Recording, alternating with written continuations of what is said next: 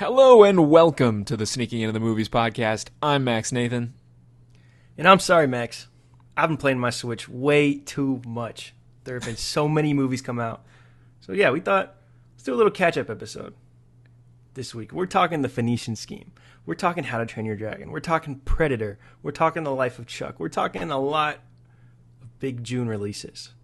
But before we get into that, why don't you talk about the winner of our Wes Anderson competition from last week? Sneak in. And I'm with Norman us. Davis, by the way. Sneak in with us, and let's get to it. 1, 2, 1, 2, 3.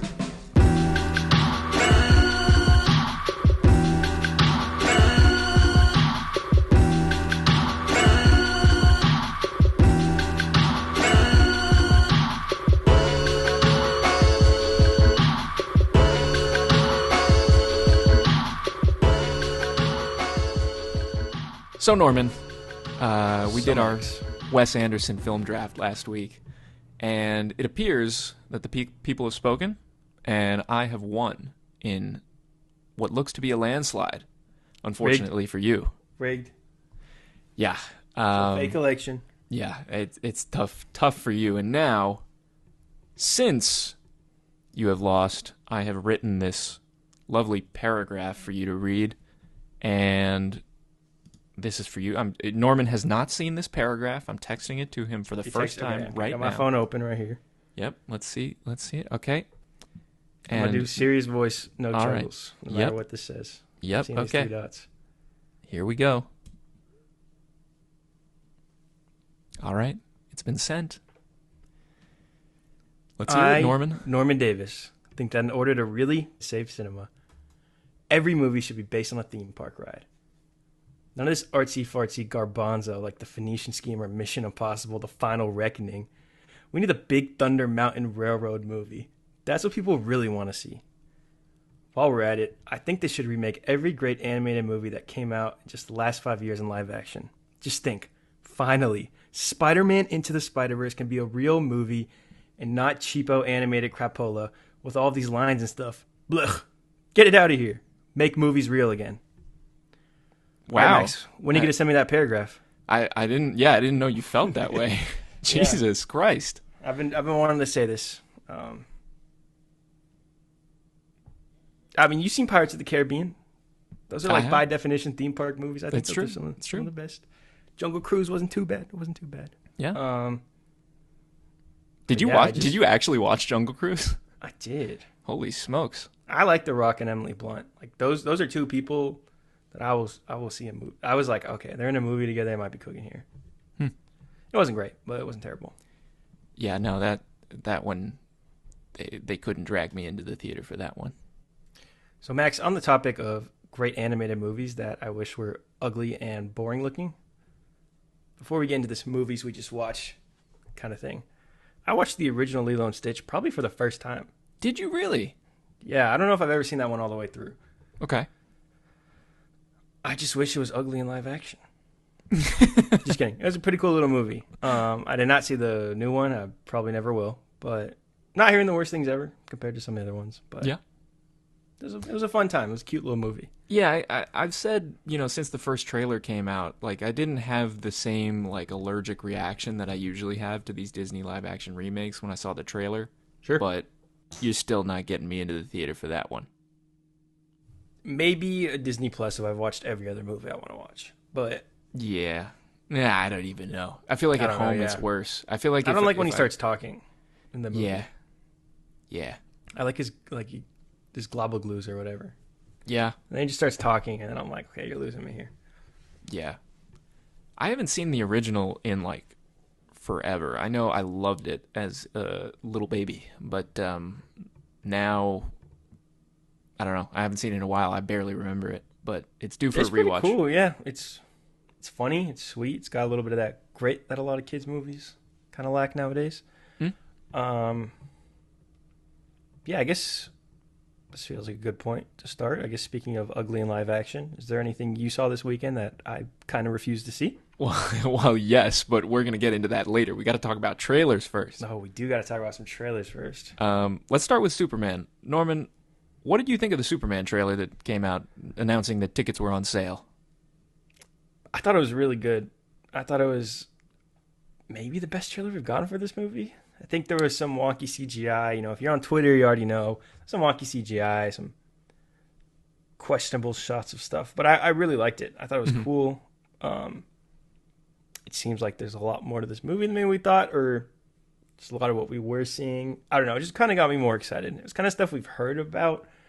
But seeing it, we got to see Superman like in action. Like, I love that shot with him spinning all the lasers. CGI cool. was looking a little rubbery, but that was like the coolest thing I'd ever seen. So, what can I really say?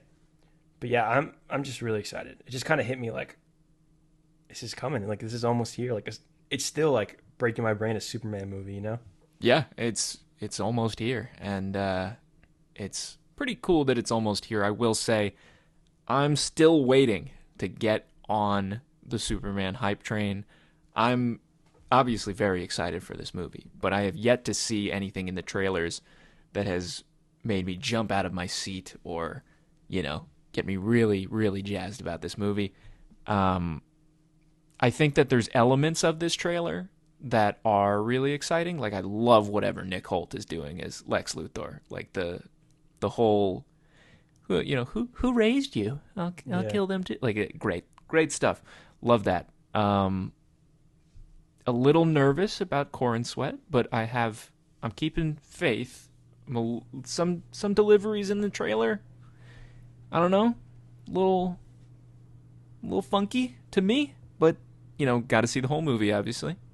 CGI, as you mentioned, I said this to you a little while ago. The idea of Superman punching a guy in the face at camera is a pretty cool concept, but the execution of it, I'm just not gonna not think about the babies from The Flash. Like, it looks a little funky. It kind of looks like The Flash to me. And that's not complimentary. I do not think that this movie will be nearly as bad as The Flash. If it is, I will be shocked. Utterly shocked. But I have been a little bit worried. Just a little. But Max, you know I'm the number one Fantastic Four fan. Yep. After these last couple trailers and just the general overall feeling, I can lock in my sneaky prediction this year that Superman will be the best superhero movie released of the year. Holy smokes. Better than Thunderbolts, better than Fantastic Four. That's right, even better than Captain America. I'm going there. That's a great film. I'm really excited. I know we talk smack about James Gunn here and there, but just more, I don't know. He needs to zip it and just let the movie speak for himself. I don't know. Did you read his Rolling Stone thing? I saw that it came out. Or... I saw the post on his Instagram. Although my entire feed is James Gunn posts on Instagram these days. Yeah. For the past 2 years, basically. So I don't know what's what anymore. James Gunn's always around on my cellular device. But yeah, what was going on in that Rolling Stone piece? I mean, all the stuff he was saying about Superman was really good. It was mainly about Superman the movie. A lot of stuff we already know. Blah blah blah blah blah blah. But just when he starts talking, I just like when he talks about the DCU and stuff, and he wants to try and be like this very clear on social media guy. I just feel like he picks and chooses what he talks about, and I don't think it's some grand conspiracy, but I think he's very strategic with the reporters he chooses to where the stuff that gets talked about a lot with DC, he doesn't talk about. He kind of picks and chooses what he wants to talk about. Mm-hmm. It just kind of bugs me. It's like if Feige was going on Twitter once a week to say something about Fantastic Four, and then we're like, okay, what the fuck is going on with Captain America? He's just radio silence. Yeah, I mean, he said their biggest priorities right now are Batman and Wonder Woman, which that's new. Yeah, that's not. There is no Batman or Wonder Woman on the. I guess it was part of the Gods and Monsters announcement thing that was mostly fake looking. Wonder Woman wasn't. Oh yeah, Wonder Woman was not. It was the Paradise Lost TV show, but that's not a Wonder Woman project. Although it does take place on Themyscira, not a Wonder Woman movie or show. So they're making it up as they go.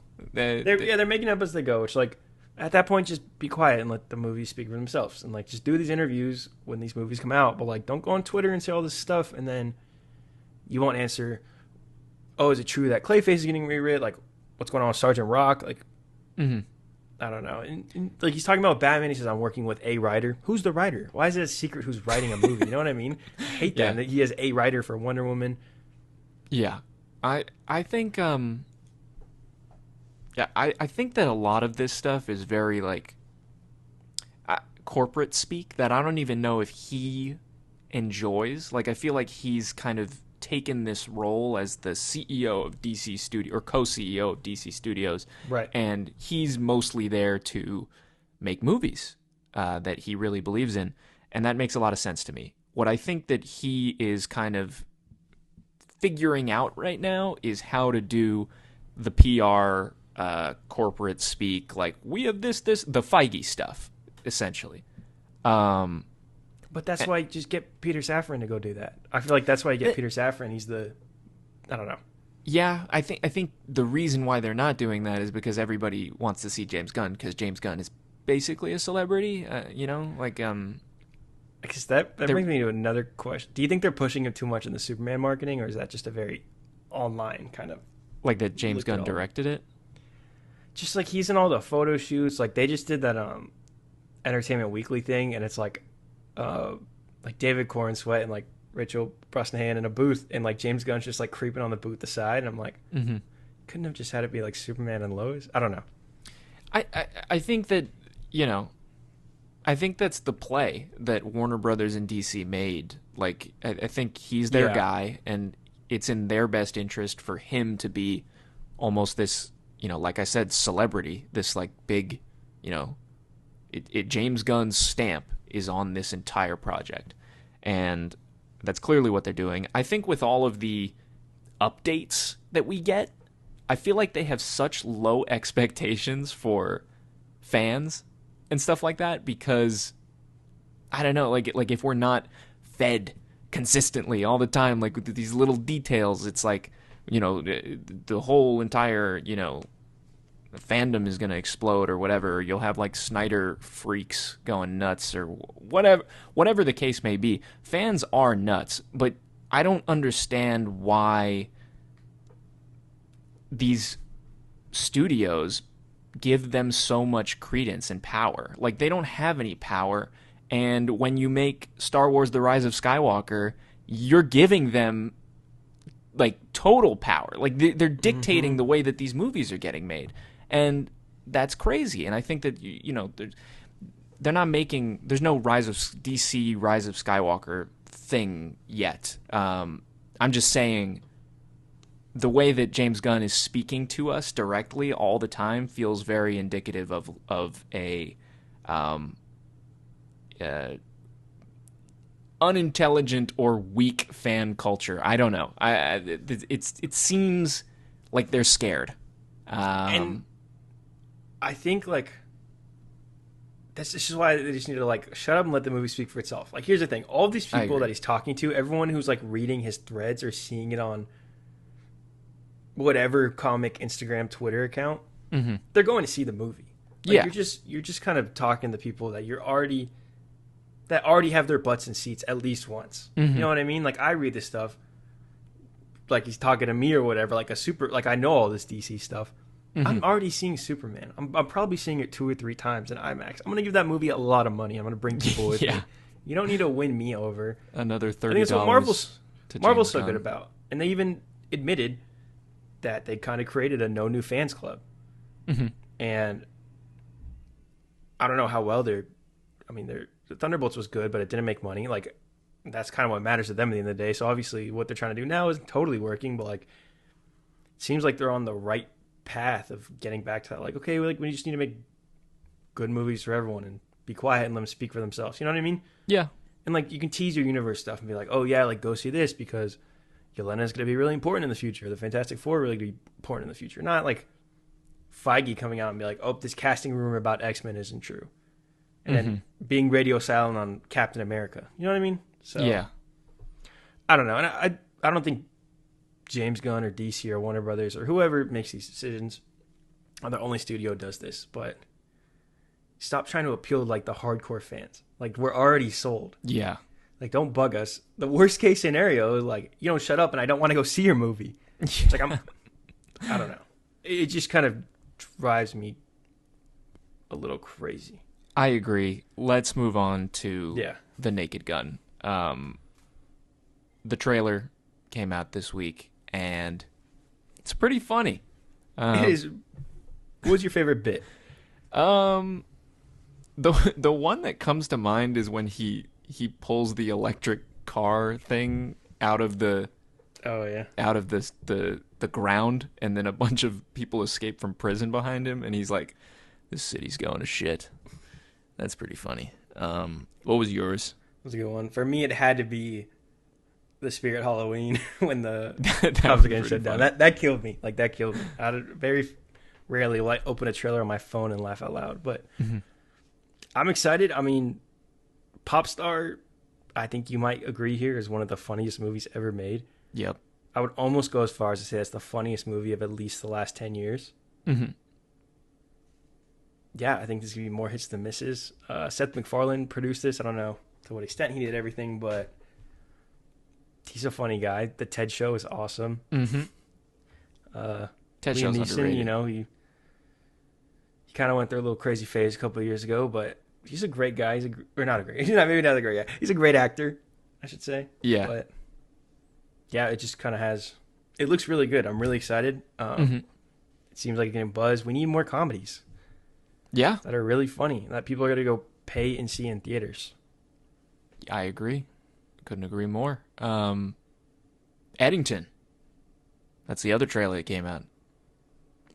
Norman and I aren't excited for this movie at all. No, let's just talk couldn't about be- the Megan or something. Yeah, it's like it's tough, you know. Just kidding. This is going to be the greatest movie of all time, actually. And anybody who says otherwise is a fraud. Everyone's talking about this Superman, Fantastic Four. What's going to be better? Eddington is going to be better than both of them. So who cares? Yep, Eddington sweep. Eddington sweep. I'm so excited for this movie. Get it going. Get the hashtag going. Get the hashtag going. Eddington sweep. Jurassic mid, super mid, midtastic mid, first mids. That's our big hashtag. Yep, first mids. I'm so excited for Eddington. This is probably gonna be like one of the best movies of the year. Yeah, it looks, you know, the concept of a 2020 COVID period piece now, like 5 years removed. That sounds pretty interesting, especially directed by Ari Aster. Yeah, Western in a New Mexico town called Eddington. It looks like Joaquin Phoenix is kind of doing a similar like Bo / Arthur Fleck thing where he's A fucking loser. yeah, he's in a position of power though in this movie, which is interesting. He's like a sheriff that's running for mayor, and he's still doing the like thing where you can see behind his eyes there's just not something right with this guy. He's like so strange. You ever seen a cop in real life? I said it.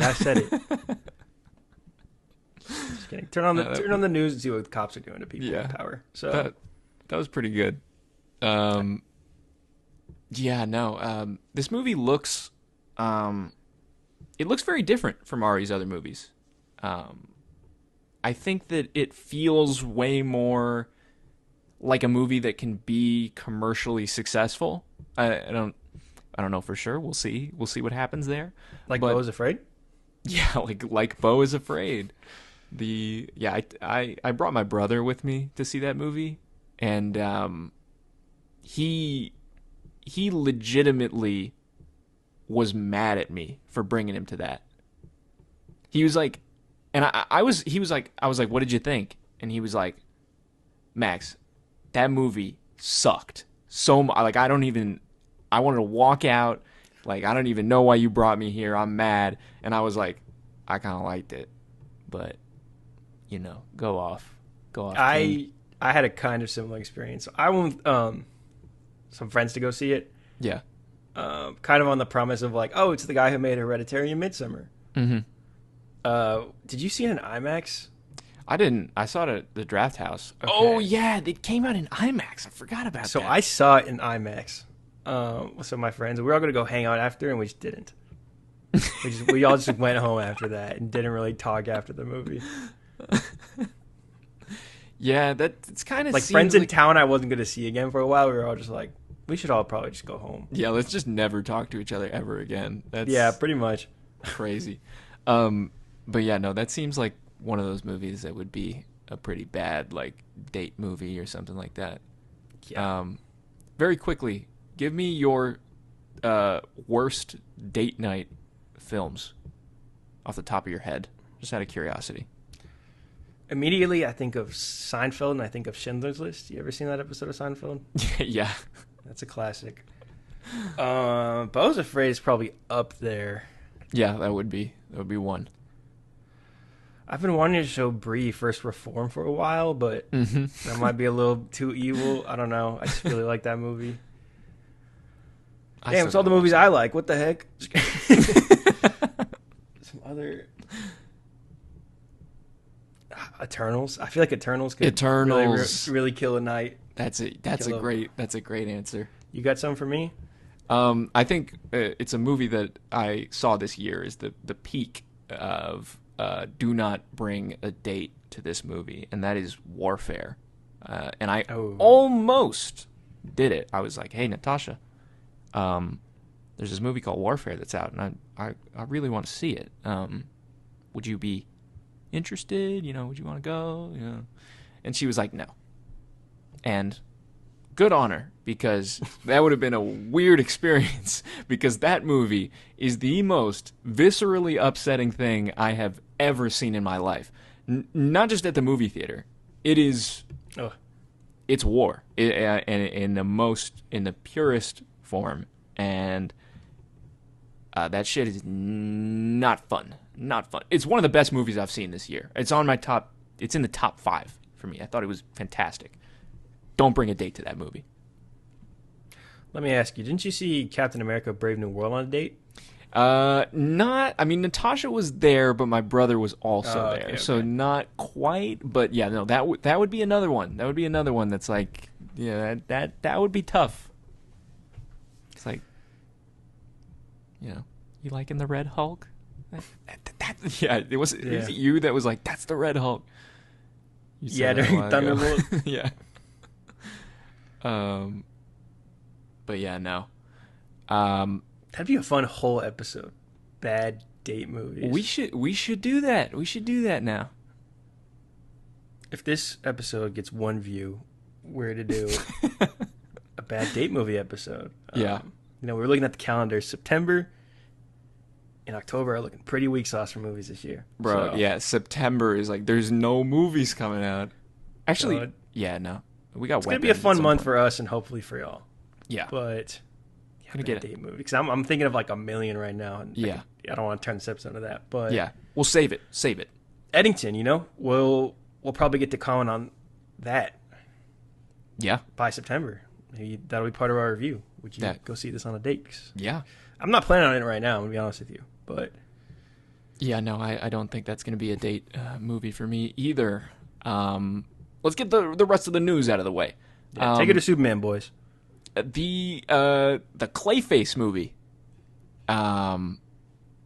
It's coming out. It's a real movie. They cast a guy. His name is Tom Rhys Harries. Norman, we have not seen this man before. I think he's been in some Tom TV Rhys shows. Harries in an episode of Doctor Who. Are you being serious right now? No, I'm kidding. I've never watched Doctor Who. I just saw he was in an episode of Doctor Who. Okay. I don't know. I haven't seen him in anything, but he is Clayface now. In DC Studios' Clayface, which is supposedly going to be a stripped-down movie with a budget of $40 million, or in that range. It centers on a B-movie actor who becomes a walking piece of clay after injecting himself with a substance in an attempt to keep himself relevant. You know Clayface, Batman the Animated Series. It was great. Mike Flanagan wrote the script. Supposedly coming out on September 11th, 2026. Whoa. That's interesting. Matt Reeves and Lynn Harris are producing alongside James Gunn and Peter Safran, and that's going to be the Clayface movie. Norman, You've been a hater of Clayface in the past. What are you thinking? Any of this getting you excited? I don't know. I have a question for you about this cast. This movie. Do you think? It's cool that they're getting a kind of nobody actor. I don't think that's a rude thing to say. He's never been in anything. Yep. Do you think Joker 2 scared like more prominent actors from doing something like this? I'm curious because there was names that were flown around. I mean, that's always hearsay. Yep. But usually, that's a name on a list at least that was like, hey, someone like this. Mm-hmm. Do you think there's any truth to this little conspiracy I kind of just made up? That like, I mean, also just superhero movies have just kind of been in the toilet the past couple of years. Do you think it's kind of scaring away that like A-list talent? I don't know. Maybe this is like a fun whatever movie. I have a feeling this is going to be a more serious serious grounded, like you said, movie. So yeah. What do you think about my little conspiracy here? I think regarding that question, I think I would say yes and no. I think that it would probably scare prominent actors away from doing something like that within the DC space. However, I do think they were probably looking for more of a, like you said, nobody actor because they're trying to make it for cheap. And, Tom Rhys-Harris is a guy that you can probably get for a cheaper amount than, let's say, George McKay, who was supposedly also in the running, or Jack O'Connell, who was just in Sinners, also in the running. Yeah, they should have just picked up Jack O'Connell, especially, the Warner Brothers ties. One name that was thrown around that would be really cool, because I think he's a pretty good actor, was Daniel Radcliffe. Yeah, I think, Daniel Radcliffe is awesome, but... nice for Warner Brothers, throw him a big old bone after exactly keeping the lights on for 20 plus years. Yeah. I don't know. I'm to see a new guy. Honestly, and maybe this is going to age poorly because you just saw Life of Chuck. My excitement from this went down a lot when Mike Flanagan wasn't also directing. Okay. I don't know. I'm. It's a cool idea for a movie and everything. It's just like you're starting a new DC universe. Your focus should be Superman, Batman, and Wonder Woman. Mm-hmm. Like, is Batman going to be in this? I would wager to say no. Because, are you going to introduce your Batman in, like, a rated R Clayface movie that's probably not going to... It might do well. It's not going to do gangbusters, you know what I mean? Nobody's ever done it before. So... I guess, but, like, at that point, like, you have to say that Batman's in the movie. If Batman's in the movie. Because that's how you make, like, a lot of money. True. Because, like, do you see a world where this movie makes more than, like, Sinners? Like, $300 million? Probably not. Probably not, but that's a high bar. Yeah, I guess so. And I could see it. I could see this movie making a couple $100 million. I mean, I love the idea of cheaper, big movies like this, like other than Madam Web or like Craven. I don't know. Even though this is like a villain spinoff thing. Oh no, but yeah, I'm excited for it. It's hard to be excited in the grand scheme of like DCU projects coming up, and it's like, oh cool, Superman looks great. Supergirl sounds awesome. And we got Clayface. Like, those are our 3 movies. So I don't know. That's like my issue with it right now. But I'm pretty excited, all things considered. I think, people talk a lot about, doing things like Marvel, and like people think they know exactly why. The sole reason why Marvel Studios was able to go on that 10-year run to Infinity War and Endgame, or that culminated in Infinity War and Endgame, and everybody thinks they know the answer, the one sole answer. But I think a big part of that, and I don't think there is one sole answer for why that happened, but I think a big part of that was momentum, and because you were able to build from, Iron Man was really good, Captain America was really good, Hulk wasn't, Thor, so people liked it at the time, and then Avengers, and then you get Avengers, and everybody's like, whoa, Avengers, greatest movie ever made. Yeah. And then you can ride that momentum for a long time. If Superman and Supergirl are good, this Clayface movie has limitless potential. I mean, you saw what Joker did, and Joker is one of the most profitable movies ever. But that's one of the most profitable, iconic, like, Joker. It is about the Joker. It is about the 100 Joker. times more popular than Clayface. And I don't know. I think, it's just hard for me to, like, care right now. It's like a new universe with, like, a very comics heavy guy. Like, obviously, even in Superman, we're seeing, like, Mr. Terrific, Metamorpho, like, all these crazy, wacky characters. We're just getting a movie out of Batman villain. Before we have Batman, before we have Wonder Woman, I guess we'll have Green Lantern. But you know what I mean, though? I don't know. That's how I feel about it. But it's cool. Like, this was just, like, Flanagan pitched this and they liked it, so they're making it, which I like that about it. So, I don't know. This isn't one I'm like, oh, I can't wait for it to come out. I'll get more and more excited the more we know and see about this movie, hopefully. Yeah, me too. Which I guess is how most things with excitement work. But yeah, I don't know. I think a lot of this is just hearsay till Superman comes out and probably makes a lot of money. And then I feel like we'll get a lot more announcements and green lights. Like, we know Teen Titans is probably definitely happening. That's one that will be pretty cool if they do it right. If they do it right, that also, like, that's a huge brand. Like, Teen Titans was huge with people like our age growing up, and then like Teen Titans Go is still on, and that show's big. I'm surprised they haven't been trying to make a Teen Titans movie early. Yeah, I think there's like a generational thing there where like people that are a generation above us, or maybe not a generation, maybe like 2 generations above us, may not understand even what the Teen Titans are, whereas like we are very familiar with the Teen Titans, and because of the TV shows and Teen Titans Go and all that stuff, it's pretty popular. So I think that kind of thing can be sneaky big. That's the market you need to get back into. That's the market that superhero movies have lost. It's like young people who are like, okay, this sucks now. Yeah, because those are the people who are going to see everything, and like we're seeing these studios. I mean, these are sequels, I guess, and more kid friendly. Not that a Teen Titans movie is rated R or anything, but like.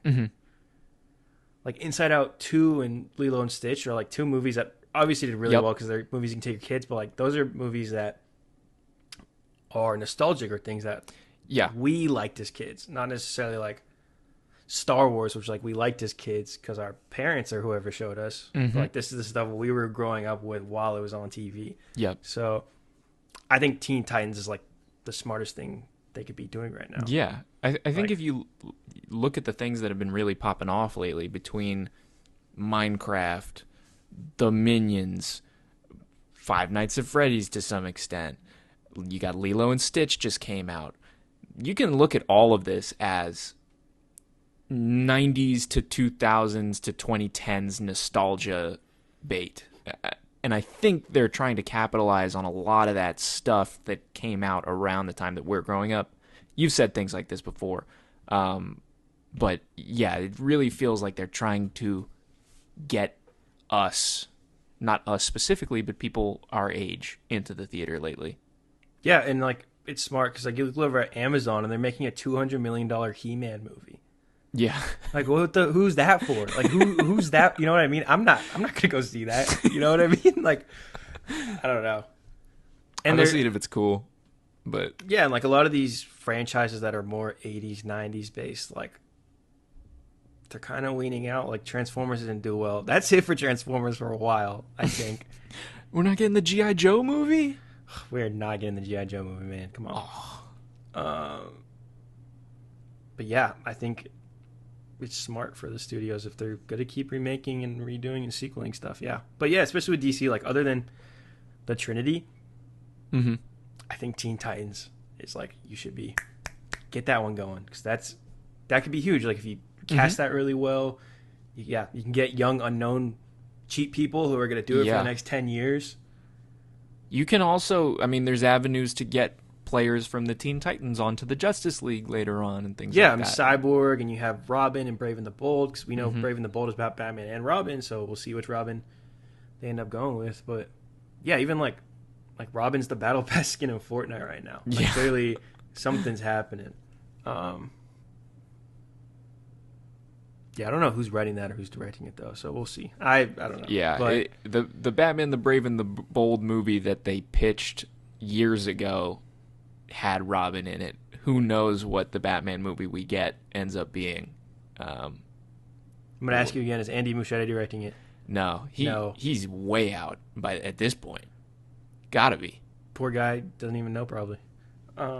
That's I think I've said this to you before, but my conspiracy theory is that the Flash situation was such a disaster that it was basically a resume builder for Andy Muschietti to get the Batman job, and maybe he could find something else from there and say like, oh, so, from someone who would, hire Andy Muschietti later on, it looks like, oh, that Flash movie was a fucking disaster, but Andy was great to work with, because he's doing Batman. You want to know my conspiracy about it? What is your conspiracy about it? I think they only announced that, so I think it was a marketing thing. Because that was announced before The Flash came out. I'm like 99% sure. Oh, damn, that's also so. I think they did that to be like, yo, this guy's making the next Batman. Like, I got to go check this out. Because, James Gunn from the start, and this is probably still true, or at least I'll give him this, is that he like doesn't want to greenlight movies without a script and all that stuff, or like, find a director. This was, a Batman movie that had nothing on it. God knows what is on it right now, but then they announced a director. That felt very like, go see The Flash, guys. Like, this is Tom Cruise and like David Zaslav coming out of the woodworks and be like, this movie's incredible. Like, anyone gives a fuck what that guy has to say about any movie ever, especially a big superhero movie. But because they had like, dude, remember when they had like Stephen King being like, go see The Flash? They were, I feel like they were just pulling all the Tom Cruise, Mr. Movies himself. There's no way Tom Cruise liked that movie, by the way. I think everyone knows. There's no way. Do you think he watched it? That's a good little another little. Ooh, I never even thought about that. Is Tom Cruise watching the things that he posts about, like Sinners or Tenet or whatever? Probably. I don't know about The Flash, but I think he's probably going to see like really good. He seems like someone who likes going to the movies. I agree with that. I do think he likes watching the movies, and he's like posting like Oppenheimer and Tenet and like Sinners. He's not like go see a Nora. He's like go see the artsy movies made by the studios. So I don't think he saw The Flash because no one did. I think he might have seen The Flash, or maybe he watched like 30 minutes of The Flash. Yeah, maybe like 10 to 20 minutes of it, and he was like, "Wow, The Flash," and then tweeted. It's like a humiliation ritual or something. Yeah. But do you want to take a quick break here? Yeah, let's take a quick break, and we're going to talk about the movies. The movies.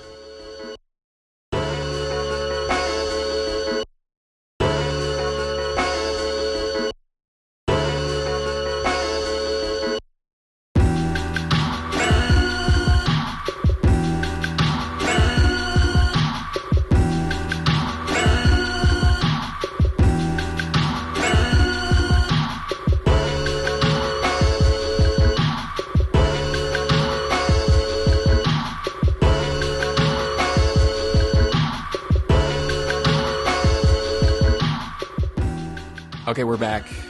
We're talking about movies that we didn't talk about because we've been trying to catch up. There's a lot of movies that we needed to see, and we saw them.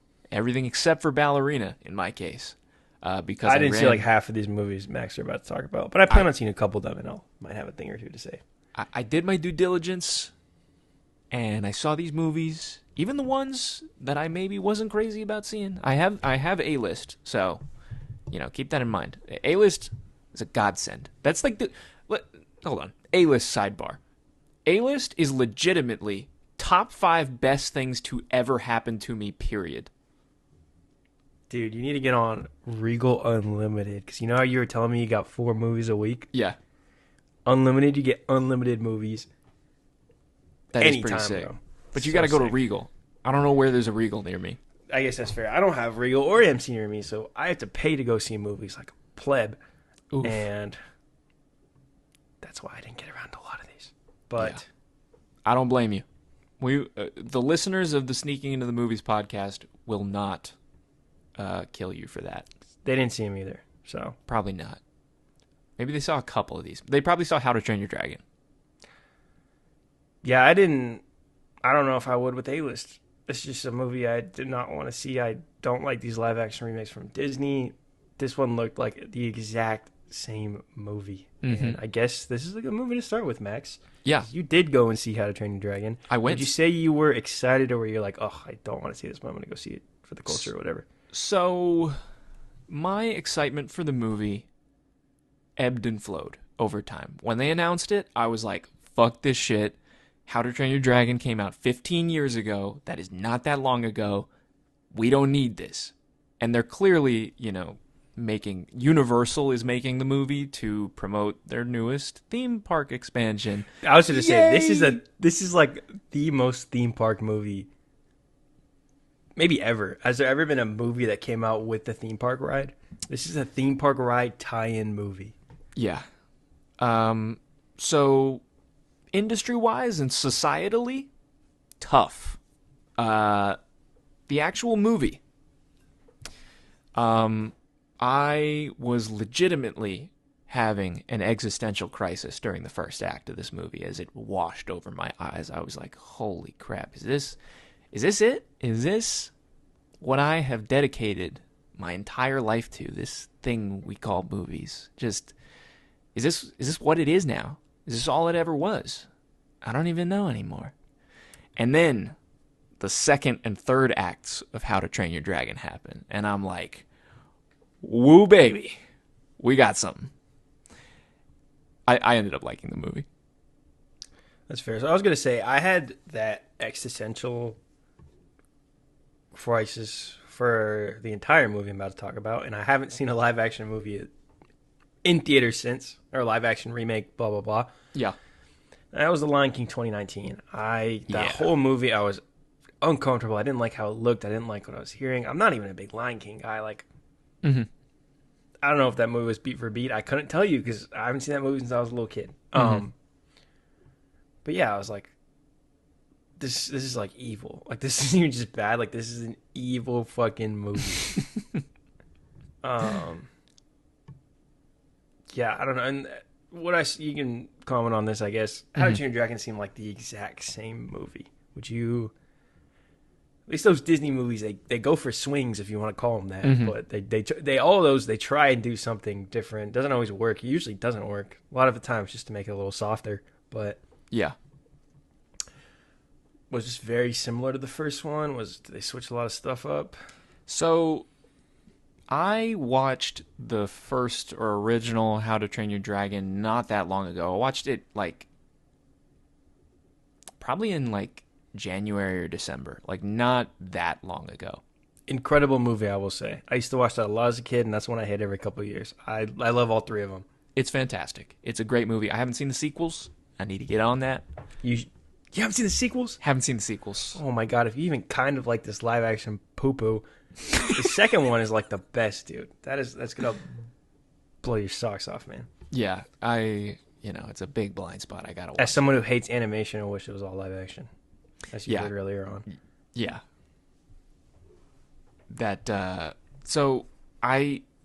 With this movie, as I said, I had complicated feelings. And the movie itself is not a one-to-one recreation, from what I've heard.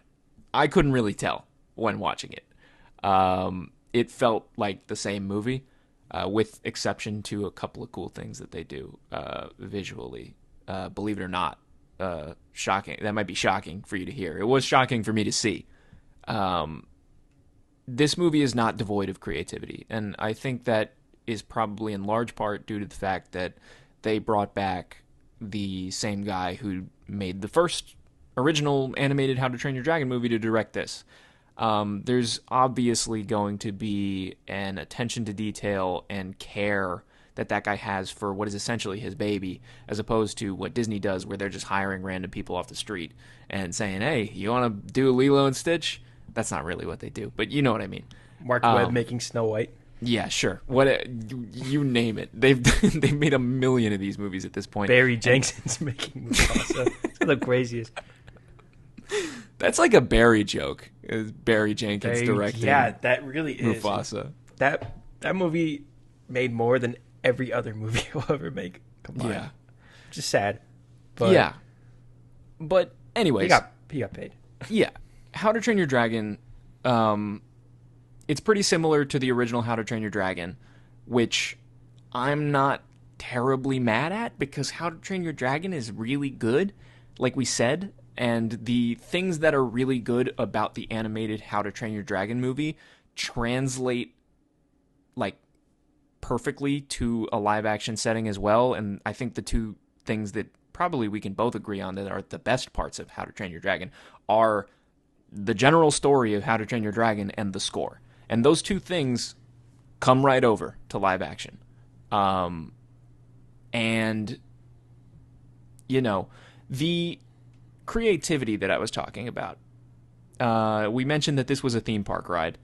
And I couldn't help but think during the movie that, like, you know, when they're flying and stuff, I was like, wow, this would be a kick-ass theme park ride. But also, I was having a great time. I was like, man, this is, like, really, you know, visually great. Like swooping through these mountains and things like that and flying in the air. There's a scene, the scene where, like, Hiccup, like, falls off of Toothless and they're both, like, falling and the thing, you know, the wing that he makes kind of, like, malfunctions and they're both, like, falling.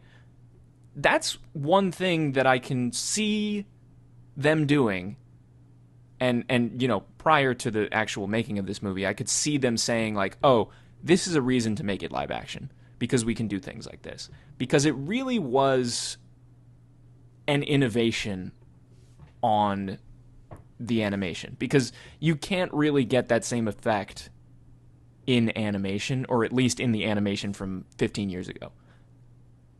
Do I think that this movie should have been made? That's a complicated question.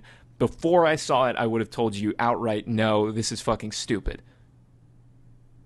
It was not devoid of creativity, and I had a good time. That's what I will say. I think you gotta look at the movie as it is, and it's good.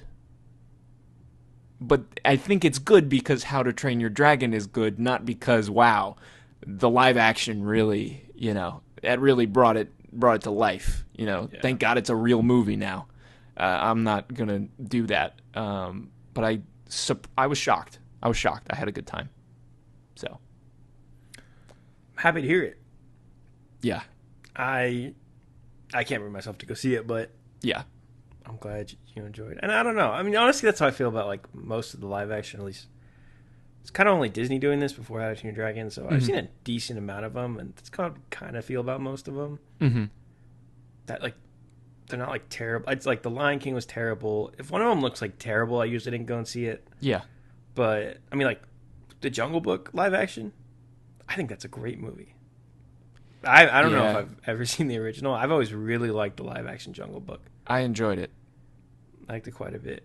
That was before we had 1,000 of these, though. That was before, yeah, because I saw Cinderella back in the day. I liked Cruella, but that was its own thing, so I don't really count that as a live action. Yeah, that was just a good director and a good Emma Stone. So, but yeah, anything else on How to Train Your Dragon, Max? I want to mention a quick little. You know, there's a scene where Gerard Butler's character is, like, punching a dragon. That was not in the animated movie, and it looks genuinely really cool in this movie. I've never seen a guy punch a dragon or go about, that sound pretty cool, hand-to-hand fighting a dragon. But, you know, they kind of do, like, an over-the-shoulder thing, and he, like, throws his arm into the dragon, and it feels, like, really, you know, like, kinetic and powerful. And that kind of thing is obviously not in the movie from 15 years ago. So they did do a good enough job on innovating on the movie from 15 years ago. I do think they did that, and I liked the movie. And that is How to Train Your Dragon. Let's talk about something else. Let's talk about the Phoenician Scheme. Let's. This was our, we did our Wes Anderson draft last week. This is the latest Wes. Yeah, it's on me. It wasn't in last week. Okay, guys, I'm sorry, but yeah. I don't think it would have been that beneficial, though, because I think it would have been hard to kind of rank it above all those, or in all those movies. It is tough. Right after getting out. Yeah. I think I'm a guy who, I rewatched all of his movies a lot, but, like, the day Asteroid City was on Peacock, I hit the rewatch. Like, French Dispatch, same way. Like, the movies I like to come back to, because they all They have a lot. They're very wordy. I don't know. I just don't want to rank it among some of my favorite movies I've seen 100 times. Yep. With that being said, I thought the Phoenician Scheme was great. Yep. Big shocker. We liked the Wes Anderson movie. Big shocker, yeah. Like one of the greatest filmmakers alive made another great movie in a pretty lackluster year of movies. Just immediately shot up pretty high up for me compared to what a lot of I've seen this year. Yeah, it's 2 for me on the top 12. I think I got it at 3 right now. But yeah, I thought it was really good. Like I would put it in as, just off the top of my head, probably higher mid-tier Wes Anderson. Mm-hmm. Still going to be better than most movies coming out any given year. Yep. But yeah, this one, I know we got a new cinematographer, and I feel like you could really feel that. Obviously, you still have Wes Anderson's movies have a very distinct look, but this one looked pretty different, especially from Asteroid City. But that was so hyper, yeah. It has a cool look to it, or like, you know what I mean? Yeah. And I think it's different. I don't really know, like, feels more down to earth, but like not really. I don't really know how to explain it. It does feel a little bit more grounded than your Asteroid City, which feels a bit more manufactured, for lack of a better term, like a heavy production design in Asteroid City, whereas this movie feels like it's somewhat set in the real world, or a real world that is kind of, also Westworld. Asteroid City is full Westworld. You see, you kind of get what I'm saying? A great comparison for me, just kind of off the top of my head, but I kind of think about it, is like the way everything in like that forest was shot, where you find out Michael Cera's true identity and all of that, and you compare that to like how Moonrise Kingdom looks, and how like otherworldly and like almost meticulously artificial that all feels compared to like that. I don't know. I really like that. Wes Anderson. People always say all his movies look the same, feel the same, blah, blah, blah, because they don't watch them. But fuck them. That's what I have to say. Yeah, I mean, great cast. Duh. It's a Wes Anderson movie. I thought Benedict Cumberbatch was really good. I hope he continues to be a Wes Anderson guy. I thought everyone was great. Obviously, Michael Cera like fit perfectly in the West world. I'm going to be shocked if we ever get another movie without that guy in it. Mm-hmm. But yeah.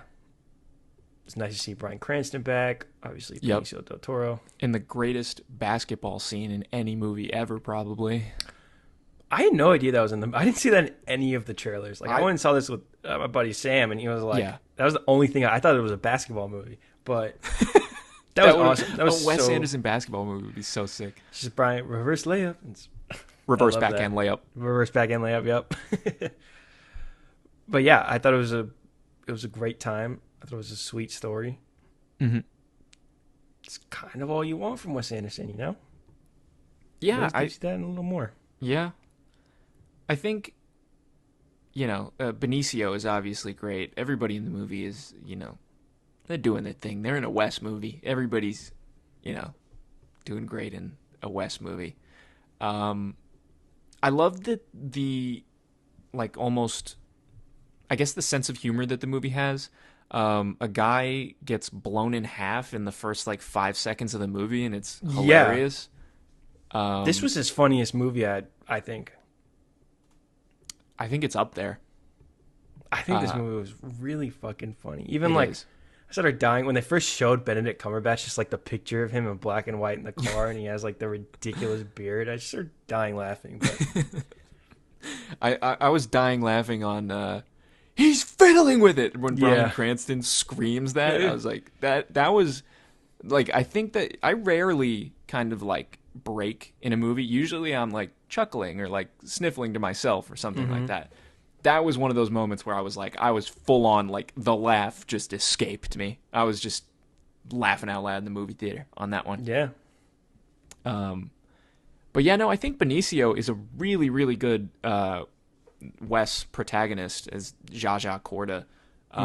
He's this businessman, and he's trying to cover the gap, essentially. Cover the gap, yeah. Yeah, that's the whole goal of the film. And he's basically trying to gather funds for this massive project that he has that is going to be, his legacy and his, it's going to be really beneficial to him and potentially the world, because he's this businessman that is, very eclectic and he's doing his thing. He's Zsa Zsa Korda.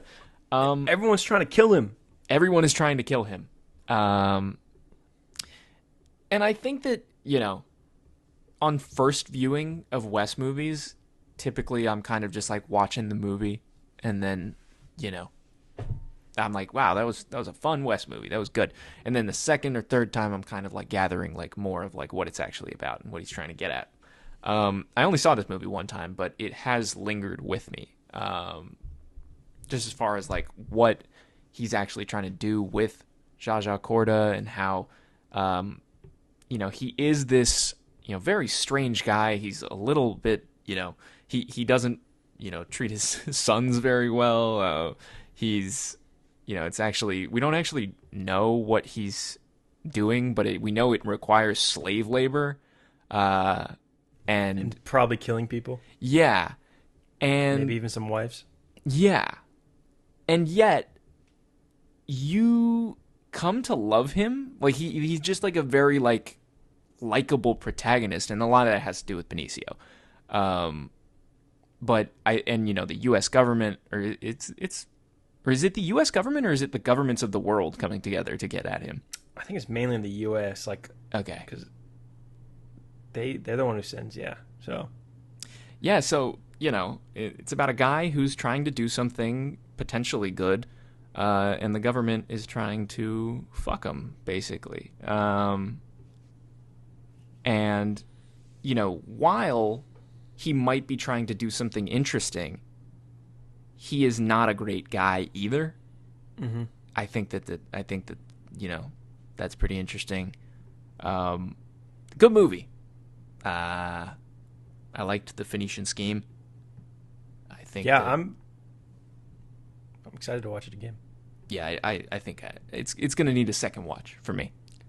Yeah, I think a lot of the reason people don't like Wes Anderson's later movies is because he's doing so much more. People don't really realize that. Mm-hmm. But like these movies kind of demand a second or third viewing to really, really appreciate it, which I don't know. That might be on the movie for doing that. And that's why people don't feel the same way. But French Dispatch, the same thing, where I watched it and I was like, oh, this is cool, this is fun. And I pick up on everything. And I watched it, another one or two more times. And I'm like, well, this is fantastic. Like, it's all clicking in my head, His movies are just incredibly dense, like visually and thematically. It's just, that's why I think it takes a little bit. But, and I don't think it's necessarily a fault to the movie, but it's just, it's a lot. And that's good. It's good.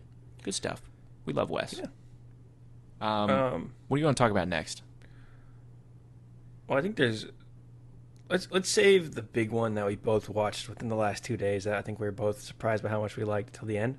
Okay. Why don't you tell me about Life is Chuck? Because that was one I was initially pretty excited for. Just I like Mike Flanagan. I like Tom Hiddleston. And then those reviews started coming out, and it was playing for like 3 days here, and I just totally missed it. So if I want to watch it, I won't get to watch it for like 2 months. So, The Life of Chuck. I just saw it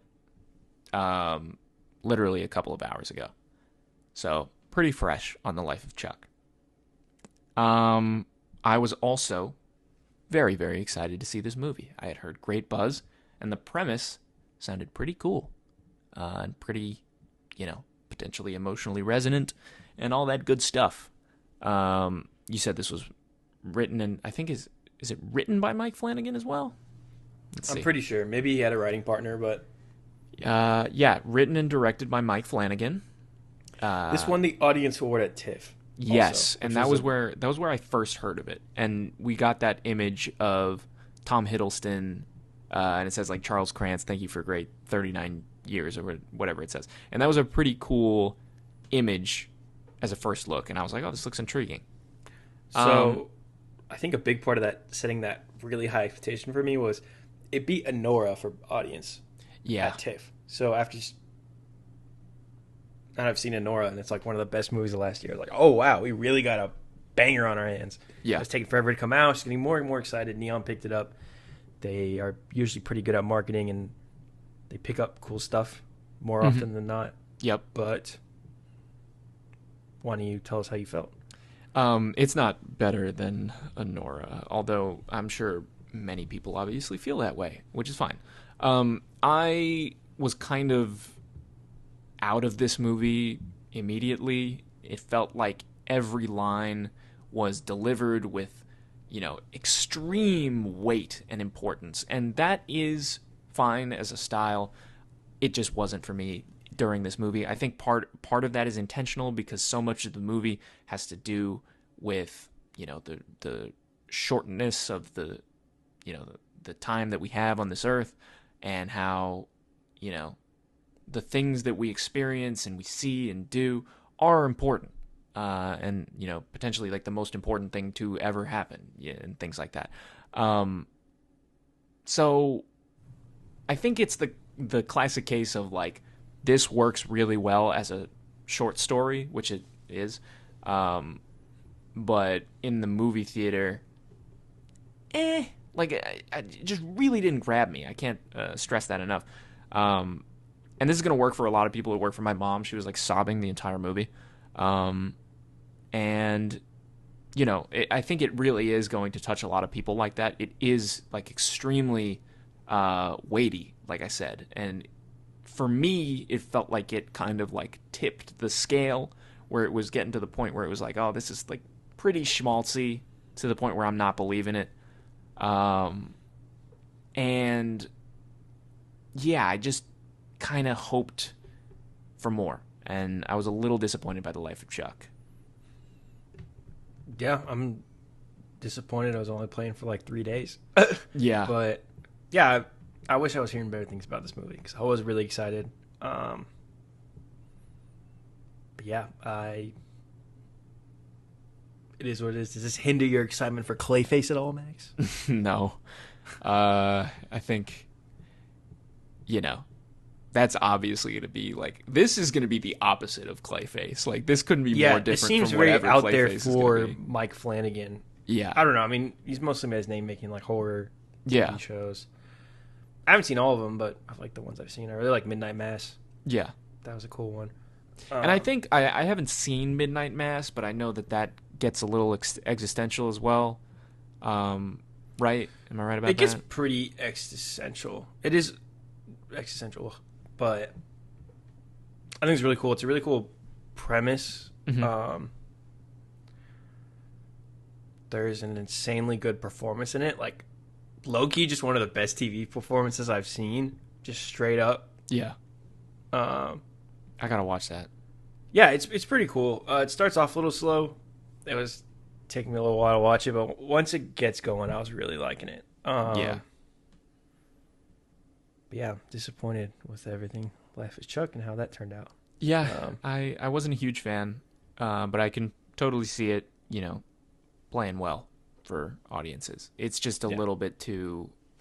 It's a little too schmaltzy for me. I wasn't really believing it, but I've heard it's kind of an eye roller. Just doesn't sound like my type of movie, Yeah, There's, and some of the dialogue is a little like, it feels like a movie that is going to play really well with people who are in their 40s and 50s right now, but not necessarily us. Like, I think we're in our 20s and everything sucks and everything's about to go to war and everything's on fire. Yeah. And this movie is, not that every movie needs to be like that, but you know what I'm saying. Yeah. I mean, well, this movie deals directly with how shit everything is, but it does it in a way that feels a little inauthentic to me personally. Yeah, and I think that's just kind of like the disconnect with the 40-something-year-old writing this and how he sees the world and like... Yes, definitely. I think that there is going to be a generational disconnect on this one. And I've seen other people review it that are our age that are, kind of expressing similar things. So I think... Yeah, I just think... that could be a thing. I don't know. Obviously, I haven't seen it. It just seems like maybe like Neon wasn't the route to go with this movie, you know what I mean? Like maybe get like a Sony whatever, and then you get because the old folks, I don't know if they're going to go see this one, you know what I mean? There were some old folks there in my screening. We'll see on that one, but yeah, there's some old folks in there today. Interesting. Anything else on Life is Chuck, Max? No, I think I'm good on Life of Chuck. Let's talk about one of the other things that I saw before we talk about the thing that we both saw. Let's talk about Materialists real quick. I'm seeing this like 2 days from now, probably. Yeah. In short, I liked it. It's good. Big shocker. Celine Song's second movie is good. Can I ask you something crazy? Yeah. Maybe not crazy. I didn't like Past Lives. Okay. Like, it did not work for me. You think Yep. I'll like this? Yes. It's very different from Past Lives. It is just as minimal and muted, dare I say. It's very relaxed, I should say. And it feels very... This movie feels very tailored to Dakota Johnson's sensibilities as an actress. And if you like Dakota Johnson, which I do... Guilty. Yeah, so I think you're gonna enjoy this because it feels similar to Past Lives, but with an added sharp comedic edge, is how I'd put it. I also really like Chris Evans and Pedro Pascal when they're in really good movies. They're great. I think they're both in a lot of stinkers, but I really like both those guys. And when they're in good stuff, working with good directors, they shine. So. Yeah. This movie, similar to Life of Chuck, gets a little schmaltzy, but in the way that I really do like. That was my issue with Past Lives, but... Okay, so there is a lot of that. There's a Chris Evans monologue at the end. Oh, I assume, yeah. That stuff is present, but what wasn't there in Past Lives, in my opinion, was this really sharp edit, and the edit really contributes to the comedy in the movie, and it keeps it really alive, I think. Now, is the movie perfect? No. I think there's a pretty weird subplot that kind of comes to a head in the middle of the movie. It ends up kind of working out in the end, like it where it lands is pretty good. The middle of it and basically the climax of that subplot, if you've seen the movie, you know what I'm talking about. Pretty funky. Funky in terms of the performance and also the just, where we ended up in the movie at that point. Didn't love that element of it. I think thematically it worked, but the actual scene isn't fantastic, which kind of sucks. But everybody in this movie is great. I really, really do love Dakota Johnson, and I think she's putting together quite a run. And yes, I said run. I'm including Madam Web. You're losing me. Look, man, her performance in that movie is genuinely good. And it's not because she, Come on, man. I don't think... Come on, man. Listen. I don't think that you gotta be Daniel Day in it all the time, like giving 100% effort to be compelling on screen. And she is definitely not doing that in Madam Web. She is sleeping through that movie. She gives no fucks in that movie. And it is just amazing to see. That, to me, that's cinema. Okay? I'm going to have to hard disagree with that. Hard disagree. But, I'm not saying Madam Web itself is cinema. I'm saying Dakota Johnson in Madam Web, that's cinema. I don't know. I think when you're making millions of dollars, I don't love when you're phoning it in. You know what I mean? It works much better for me if you're taking this so seriously. Like if you are trying to Daniel Day-Lewis fucking Madam Web. Yeah. Which is why I like the Venom movie so much, because Tom Hardy is giving it his 110%. He is giving it his 110%. But I think with Dakota Johnson, giving no fucks is her 110%. And you know what? I like it. I enjoy it. Dakota, you're putting together quite a run. That's what I have to say. Materialists, obviously a much better movie than Madam Web. I really liked it. I'm excited to go check it out. Yeah. Yeah, you want to talk about Bring Her Back? Really quick. What do you got to say? We're running out of time here, and we got a big movie to talk about. Yeah. I'll just get through this quick. I saw Bring Her Back, which is the Filippo brothers' second movie after Talk to Me. I was really excited for this. Didn't really live up to the hype for me. I felt that it was a very paint-by-numbers A24 horror movie in 2025. You get to the general premise of the movie is these two kids end up in foster care, and they end up at a house with Sally Hawkins, and Sally Hawkins is a little bit weird, and some of my issue with the movie is that she's weird from the start. Like, she is immediately noticeably unwell. Like, she's hiding demons in the the second floor, or the little outhouse they have. She's got demons in there, or whatever she was doing. It was kind of unclear, if I'm being quite honest. There was a lot of very I could see the beats it was hitting as it was hitting them, which is never good for a movie like that. And it just didn't really work for me because it felt very, very familiar, and not in a way that I was really enjoying. It was just kind of, because their style is very brutal and even gross. And for that to work, I think you have to have a really slick movie like Talk to Me, and which had amazing sound, probably some of the best sound in any movie this decade. It had horrific effects. It was just beautifully horrific, that movie. And it was slick. It had this slickness to it. Bring Her Back does not have that slickness, in my opinion. And it doesn't have the sound, and it doesn't have any of that stuff. It felt like they kind of, made this movie way quicker than they did Talk to Me. Talk to Me felt like something that was stewing for a long time. This, didn't love it. But let's talk about Predator. Norman, hit me. Yeah. I was really excited for Predator Killer of Killers. Have you seen Prey? I have seen Prey. Prey is the coolest movie ever made, probably. I love Prey. I could see one movie in theaters in the last 5 years. It would be Prey. That being said, I thought Killers of Killers was awesome. I didn't think it was the best movie ever. I didn't totally attach myself to the main three stories, but I loved it. I thought it was so cool, so different. Just pulpy Saturday morning violence. I liked it. I thought it was really cool. What'd you think?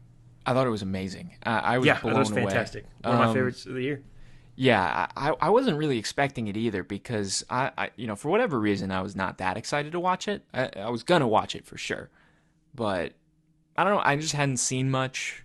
I love Dan Trachtenberg and what he's doing with the Predator stuff, but just wasn't that excited. But then I watched it, and it gets so real when in some of those action sequences. It's just, oh my god, really incredible stuff. Unbelievable. Shame this was dumped on Hulu. This was when I typed it into search on Hulu, it was the last Predator movie that showed up. I'm like, this is y'all's movie. What the fuck? Yeah. But anyways, yeah, I love this. I was already over the moon excited. I'm even more over the moon excited for Badlands. I have zero doubt in my mind that movie is going to bang so hard. The next Predator movie. Mm-hmm. But yeah, Killer of Killers, one of my favorites of the year. Definitely. We're the rare good animated movie that shouldn't be live action, ugly and boring. Yeah. The action in this movie is just fucking incredible. Unbelievable. It goes nuts. The second story's action was oh my god. I mean, it was all great, but the second story specifically, it was so cool. Yeah. It was just magnificent, and I really love that Disney just said, hey, we don't really know what to do with Predator. Dan Trachtenberg, do you want to make 13 Predator movies or whatever the fuck he's doing? Another $20 trillion to him, bro. When they make that Predator versus Alien movie, it better be him directing. That's all I gotta say. I agree. I was waiting at the end. I was waiting to see a xenomorph in one of those capsules. I think that would have been cool. Saw something even cooler. Yeah, we could see Amber Midthunder's character from Prey at the end. That was pretty sick. Sick. But yeah, no, I think we're gonna have to go. See y'all next week, 28 years later. Get hyped. Yep. Very exciting stuff. Thank you for sneaking in. See y'all next time.